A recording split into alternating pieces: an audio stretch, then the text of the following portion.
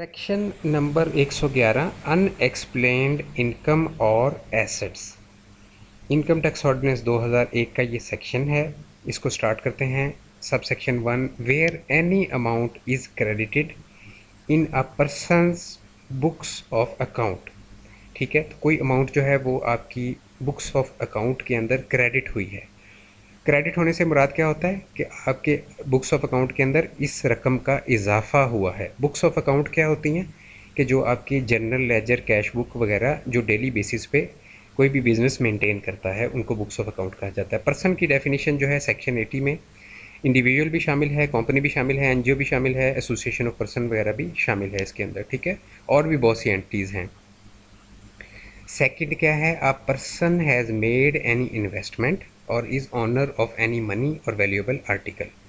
या उस पर्सन ने कोई इन्वेस्टमेंट की है। इन्वेस्टमेंट क्या हो सकती है, कोई कार खरीदी है, कोई प्लॉट खरीदा, घर खरीदा, दुकान खरीदी, या ऑनर ऑफ एनी मनी है, कोई पैसे उसके पास आए हैं, या कोई वैल्यूएबल आर्टिकल आई है।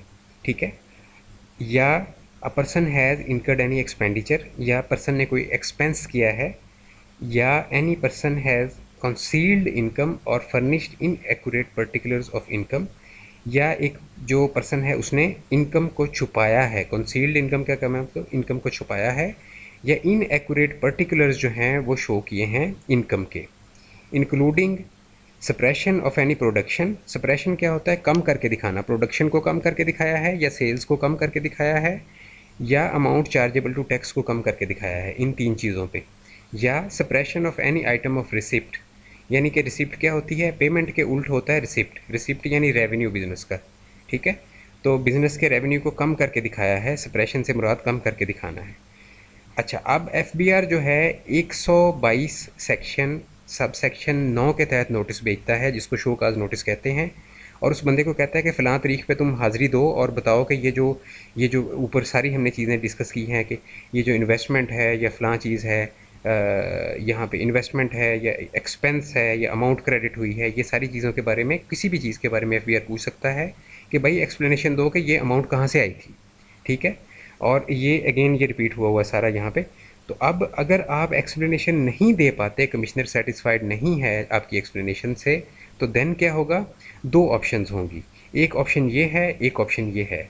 अगर तो ये सूरत हुई कि अमाउंट क्रेडिट हुई थी, या आपने इन्वेस्टमेंट की थी, या मनी आपके पास आई थी, या कोई आर्टिकल आपका था, या कोई एक्सपेंडिचर आपने किया था, इन 5 सूरतों के अंदर आपकी वो जो एक्स्ट्रा अमाउंट है जो कि आपने उस पूरे प्लॉट वगैरह लेने पे वो सारी की सारी अमाउंट पूरी की पूरी जो है, या उसका कोई पार्ट, ठीक है, जो अनएक्सप्लेन्ड पार्ट है, ये नीचे इन्होंने बताया हुआ है, या तो पूरी अमाउंट या उसका कोई जो पार्ट है जो आप अनएक्सप्लेन नहीं कर पाए कमिश्नर के सामने। ठीक है, तो वो जो इन्वेस्टमेंट आपकी थी उसकी पूरी अमाउंट जो है वो इनकम फ्रॉम अदर सोर्सेज में ऐड करके उस पर खूब सारा टैक्स लगाया जाएगा और वो टैक्स आपको अदा करना होगा। ठीक है, आई होप आपको समझ आ गई होगी।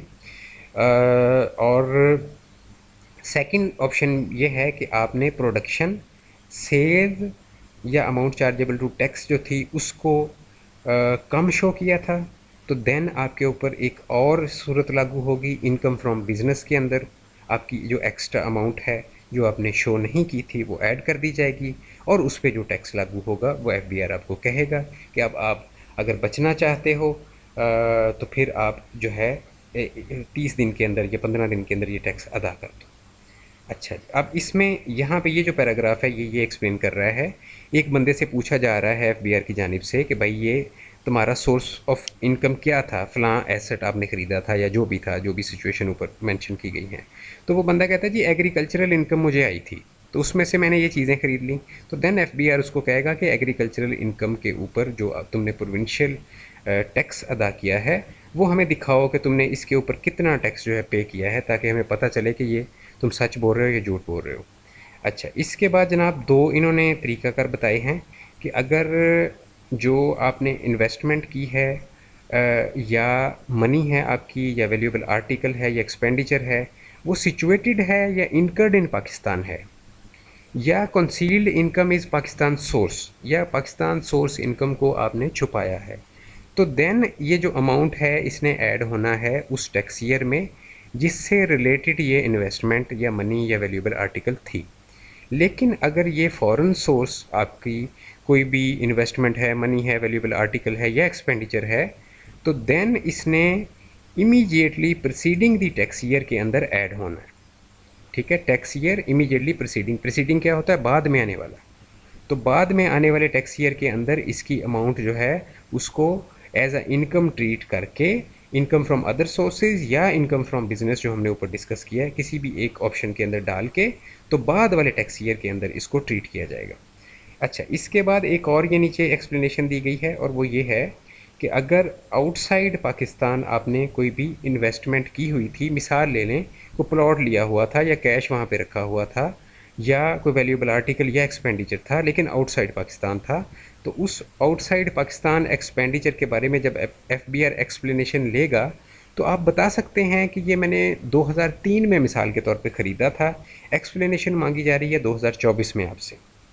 तो एफबीआर ने यहाँ पे ये एक्सप्लेन किया है कि इस चीज़ को रिजेक्ट नहीं किया जाएगा कि आप उसकी मनी ट्रेल ले आएँ, 2003 की आपने वो प्लॉट या इन्वेस्टमेंट 2003 में की थी या 2005 में की थी, तो उस साल की मनी ट्रेल ले आएँ, अस्टाम ले आएँ, एग्रीमेंट ले आएँ, जो भी उस कंट्री के अंदर बाहर पाकिस्तान के जो भी डॉक्यूमेंट्स हैं वो आप ले आएँ, तो एफबीआर अगर उसको एक्सेप्ट कर लेगा, अगर वो जेन्युइन डॉक्यूमेंट्स होंगे डेफिनेटली एक्सेप्ट होंगे। ठीक है, सब सेक्शन 3। अच्छा, अब ये एक एंटायरली डिफरेंट चीज़ है। सब सेक्शन 3 जो है ये है कि आपने कोई इन्वेस्टमेंट, वैल्यूएबल आर्टिकल या कोई एक्सपेंडिचर, ठीक है, डिक्लेयर किया था बट उसको कम कॉस्ट पे डिक्लेयर कर दिया था। मिसाल के तौर पे आपने डीएचए का प्लॉट लिया था 1 कनाल का, आपने अपने रिटर्न में 12 लाख पे शो कर दिया, 3 करोड़ का प्लॉट था, एफबीआर को पता चल गया। ठीक है, अब एफबीआर वो जो एक्स्ट्रा अमाउंट है 12 लाख से ऊपर जितनी भी आपने वहाँ पे छुपाई हुई है, उस अमाउंट के बारे में 122(9) का नोटिस भेजेगा। अगर आप उसको एक्सप्लेन नहीं कर पाए तो देन इसको इनकम फ्रॉम अदर सोर्सेज के अंदर यहाँ पे लिखा हुआ है ऐड कर देगा उस टैक्स ईयर में जिसमें ये इन्वेस्टमेंट या वैल्यूएबल आर्टिकल या एक्सपेंडिचर रिलेटेड था, उसी टैक्स ईयर में। ठीक है, अच्छा, इसके बाद जनाब सब सेक्शन 4। अच्छा, रिमिटेंस आप जब मंगवाते हैं ना पाकिस्तान से बाहर से, तो 5 मिलियन तक वो जो रिमिटेंस है एफबीआर ने कहा है अगर वो बैंक के थ्रू आप मंगवाते हैं, शेड्यूल्ड बैंक होना चाहिए और उसको आप उसका जो प्रोसीड्स रियलाइजेशन सर्टिफिकेट पीआरसी होता है वो भी आप प्रोड्यूस करते हैं, तो उस सूरत में रिमिटेंस के ऊपर सेक्शन 111 का इतलाक नहीं होता। और नीचे एक्सप्लेनेशन में इन्होंने बताया है कि जो फॉरेन एक्सचेंज कंपनीज़ हैं जो मनी एक्सचेंज का काम करती हैं, वो अगर स्टेट बैंक के साथ रजिस्टर्ड कंपनीज़ हैं तो उनके थ्रू आई हुई रिमिटेंस पे भी सेक्शन 111 का इतलाक नहीं होगा। ठीक है जी, ये कंडीशन फुलफ़िल करनी है, अदरवाइज़ 111 का इतलाक हो जाता है। अगर पीआरसी आप नहीं ला सकते, 111 का इतलाक हो जाता है फौरी तौर पे। ठीक है जी, उसके बाद जनाब where a tax payer while explaining nature and source of tax account.